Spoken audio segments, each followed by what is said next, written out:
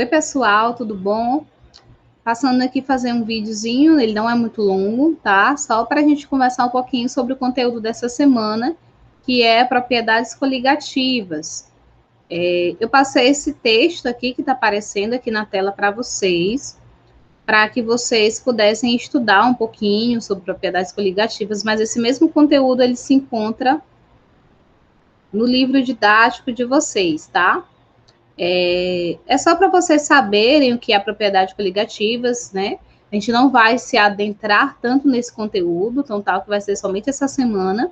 Então façam a leitura do texto, eu coloquei um texto, dei uma resumida nele, certo?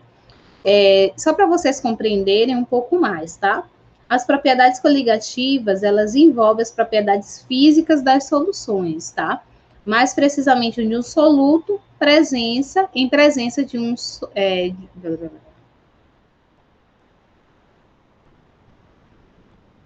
Então, pessoal, tudo bom? Essa semana a gente vai falar um pouquinho sobre propriedades coligativas. Eu vou fazer um vídeo bem mais curto, porque esse material é mais para vocês fazerem a leitura e tirarem dúvidas também depois, né, caso tenha ficado alguma coisa. Eu passei um texto para que vocês pudessem ler antes, conhecessem o que é as propriedades coligativas e como é as classificações e como é que elas atuam nas soluções, tá? As propriedades coligativas, elas vão envolver os estudos sobre as propriedades físicas das soluções, mais precisamente de um solvente em presença de um soluto. As propriedades coligativas, elas são muito utilizadas em processos industriais, mesmo em diversas situações, né, cotidianas, e elas estão relacionadas às constantes físicas, temperatura de fusão, temperatura de ebulição, tá? Aí eu coloquei para vocês aqui alguns exemplos, né? Falei também um pouquinho para a gente relembrar o que seria o solvente, o que seria o soluto. E aqui abaixo começa a fazer a classificação das propriedades coligativas. A tonoscopia, o que é a tonoscopia, como é que ela acontece, né? A tonoscopia, ela que diz respeito à diminuição da pressão máxima de vapor de um líquido. Depois dela, aí eu apresentei a fórmula, alguns exemplos para vocês, tá? Tem também o efeito ebuliométrico ou ebulioscopia, que tem a ver com o aumento da variação da temperatura de um determinado líquido, tá? Também coloquei exemplos aqui para vocês conhecerem. Efeito criométrico ou crioscopia.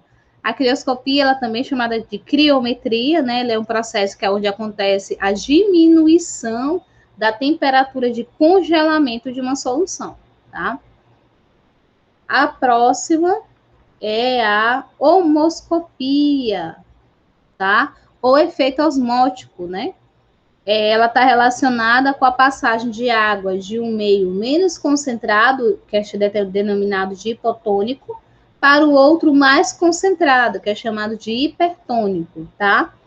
Gente, essas propriedades coligativas, elas são interessantes porque ela explica coisas que acontecem no nosso dia a dia, no processo de cozimento de alimentos, tá? Então, por isso também que eu não quis deixar de falar, mesmo que de maneira simples, né, um pouco mais resumida, sobre as propriedades coligativas. Então, a minha orientação para vocês para essa semana é que vocês façam a leitura desse material que eu fiz, o envio, e no nosso próximo plantão de dúvidas a gente possa conversar um pouquinho, caso vocês queiram alguns exemplos, eu também vou estar aprofundando, tá certo?